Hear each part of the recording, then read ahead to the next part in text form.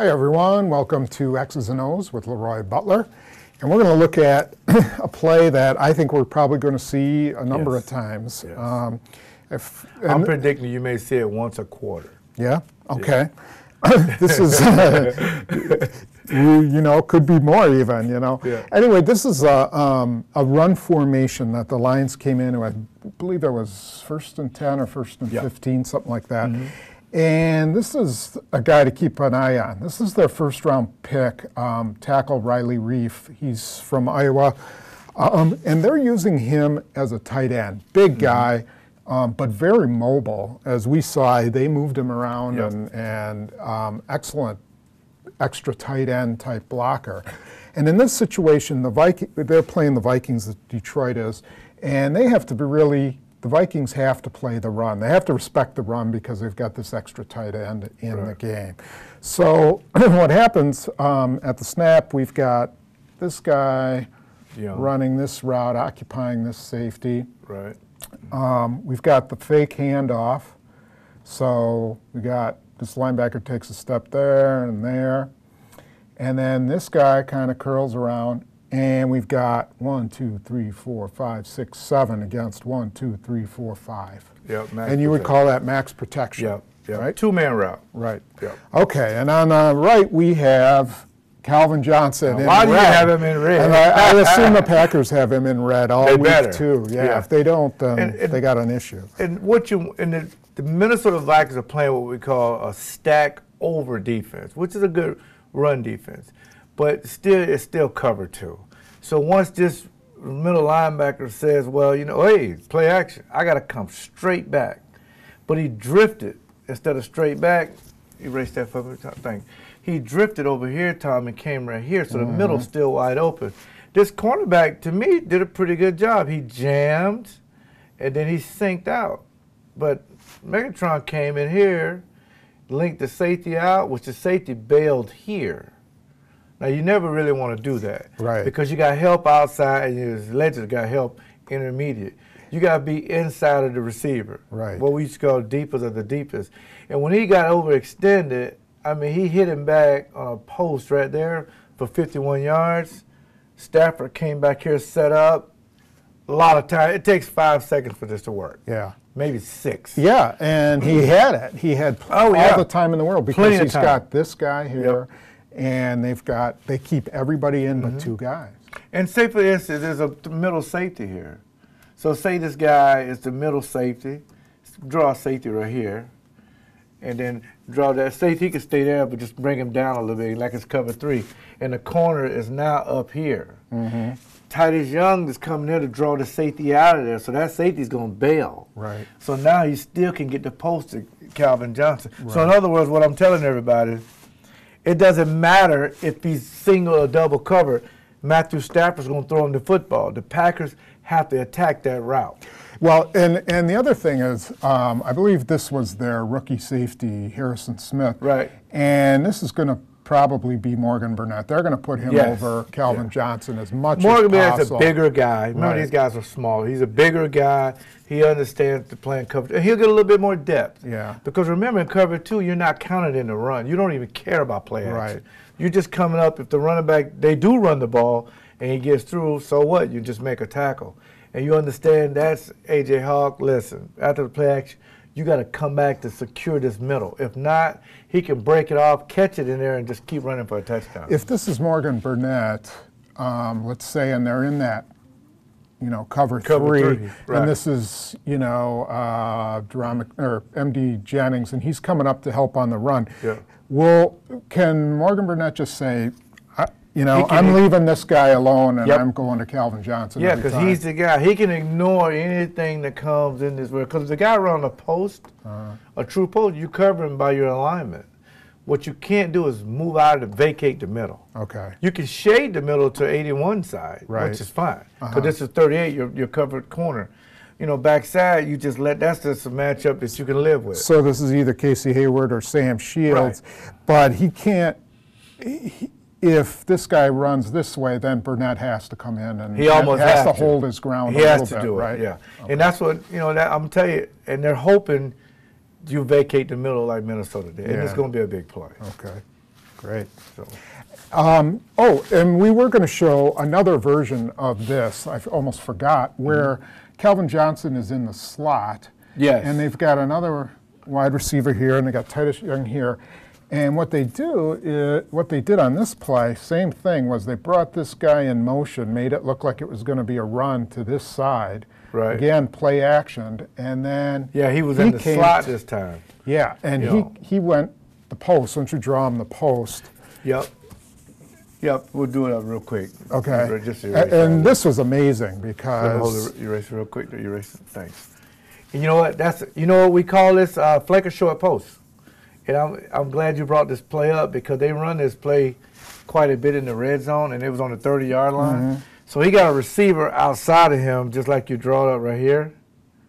But what he does, Tom, he'll come in here and fake and take that middle. It was a guy here. Mm-hmm. It was a safety here. Yep. And it was a linebacker right there. And there was another linebacker. There was another linebacker right here. But what I'm telling Packer fans, there's the window. This quarterback can make that throw. He doesn't care. And he threw it anyway. He threw it. And it wasn't a touchdown, but it might be. He threw it 8 yards, over the guy's head. So nobody else could catch it except Calvin Johnson. And he did in front of 4 guys. Throw it up high. Yeah. So. Yeah. Okay, we're going to look at another play from the Detroit Vikings game when we come back. Okay, we're back, and we're going to look at the Detroit defense, and really not a very impressive defense. Not at all. Small in the secondary. Got a good front four, but good front four. That's about it. Average linebackers and a very small secondary. And this is from the Minnesota game again. And now, granted, this is a long run, and it was Adrian Peterson. Yeah. But we saw some things that, maybe Alex Green and James Starks can take advantage of. And I'll kind of start it here. It's essentially what you call a power play. Yes, and anytime you refer to a power play, it usually means an offensive lineman pulling, correct? Yes. Okay, so what we have here is this guy coming out, and this is the guard, he's pulling. Mm-hmm. And anytime our guard pulls, someone has to account for the guy who's over him. So he blocks there, and we got this all taken care of here. And then why don't you show, I forgot to put the quarterback in here, exactly what the fullback does here and what Adrian Peterson does here. I think the problem with the defense with Detroit, Tom, they're beat on alignment already. This is the power side, and they play these wide 9 techniques that you pointed out in film study. Let's talk about that for just 1 second. They call it wide 9, and it means this is what, the 9th gap, right? Right. And so they're way wide outside, and they do that why?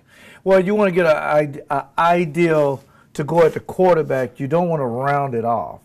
So what you try to do, and Philadelphia does it as well, is you try to get an angle to where you can come here. So that can hurt you, and it can help you because you don't want to waste time going around this tackle. You want to get out and just point at it. Now, Reggie White, instead of getting so wide, he would stay tight, but he would just angle, which I think is the smart way to do it. But Detroit is Detroit. Everybody has their own way of doing it. But with that wide 9, they run a slant. But again, they're beating alignment. Look at their alignment. They're short right here in this gap. So when he slants down, everybody's slanted. These linebackers have to do what we call a scrape. He has to scrape over the top, and he has to scrape over the top. But they hesitated with the action because it wasn't, Florida State, Christian Ponder, pretty good fake, right? But the fullback, which was great job of leading up in hole, when you got Adrian Peterson get that ball. Now, when Adrian Peterson sees the ball, there's 2 people he's following, the pulling guard and the fullback. Everybody else is going to just try to block down. This tight end come in, walls off 52. The center, if you can believe it or not, I want to make sure that people see this, the center came up and cut 55 off. Now it's up to 24. When he comes up, Tom, all he has to do is cross the face. It's called secondary contain. Right. If he crosses the face of the fullback, now he turns Adrian Peterson back inside where all your help is coming. But he doesn't. Right. Now you come right here, he's out of the gate for a touchdown. The fullback comes and allows there, the fullback to block him. So Peterson is coming this way, and then, he sees, well, this guy's been eliminated, and he's got a big pass. And he also waited, Tom. when you see the pull, and you know in your film study, like as we do every week, right. when they line up in this formation, they're running the power. Come on. We don't respect the quarterback to throw. He's not a high quarterback, right? So he's not going to throw the ball, play action. But guess what? When you see that guard pull, you're supposed to fly in there. Right. And now you'll take that guard out, you'll make a pile. Right. Now all this is distorted because in the offensive meeting room, I used to peep in there sometimes when they thought I was going to the bathroom and listen. And Mike Holmgren used to say, if we get any defense in this alignment, we licking our chops. But for this play to work, it has to be a perfect play. This was a perfect design play and blocking, but a defense that's small in the secondary and didn't recognize the play. And, you know, the reason we showed this isn't because we think the Packers are going to blow off 61-yard runs. It's because they can get 4 or 5 yards on this. And let's say this is Alex Green instead of Adrian Peterson. He's the same, you know, same type, straight line kind of. I mean, Adrian Peterson's not a straight line runner, but very fast. We get the picture. But if it's Starks, you think there's still an ability for him to cut back on that. Yes, and he's not Starks, which is, you'll love this now if he's Starks, if you're watching this on tape. Because Starks is going to say, my hole isn't out here. My hole is right here. I'm going to go here, and I'm going to cut right back in there, and I can take it for the distance. If I'm Alex Green, I'm saying, hey, you know what? I'm going to take the same path Adrian Peterson took. I'm going to come outside, follow my block, and I'm going to go out the gate. Which he had earlier this year, he had a 41-yarder. So, you know, if you're the Packers, be patient, run on this terrible secondary, but you can also pass. Because the Packers, this is max protection. Remember we showed this with Megatron? It's the same formation, play action. Jordan Nelson is deep. Because these guys all bite on the pass. But the strength of the Lions defense is these 4 guys. And they don't blitz a ton. And really, you better be able to run it a little bit. Otherwise, you got to slow these guys down, especially at home, playing on turf. I'm a little worried with Averill, their top lineman, on T.J. Lane. And T.J. Lane's going back home, but for the most part, I mean, that guy's a speed rusher. And he can. Averill got hurt in the Minnesota game, so we'll see if this plays. is not him. But Right. Okay. So that's it for X's and O's. Hope you enjoyed it. You want to give me a prediction on the game?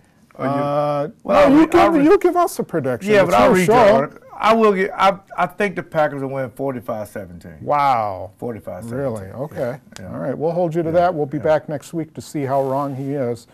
And, you can follow me on Twitter @Leap36, and you can always follow Tom. He's easy to find. All right. We'll see you next week.